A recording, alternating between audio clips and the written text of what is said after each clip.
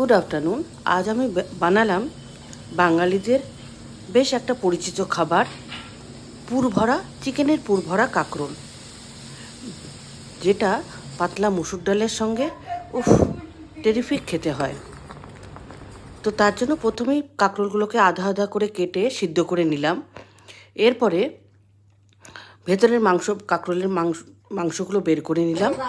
এরপরে 75 থেকে 100 gram chicken, পেঁয়াজ, রসুন, আদা, গোলমরিচ পরিমাণ মতো নিয়ে একসঙ্গে পেস্ট একটা বানিয়ে নিলাম।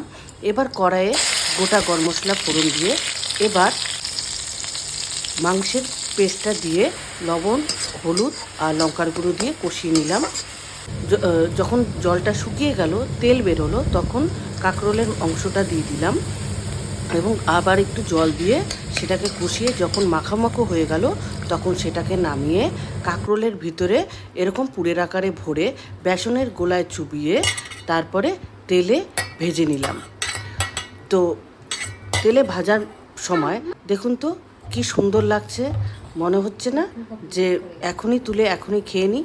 তো এরকম যাদের মনে হবে তারা নিশ্চয়ই আজকে ট্রাই করবেন, বা যখনই আপনাদের এটা চোখে পড়বে ট্রাই করবেন এবং ট্রাই করে আমাকে অবশ্যই জানাবেন যে কেমন খেলেন।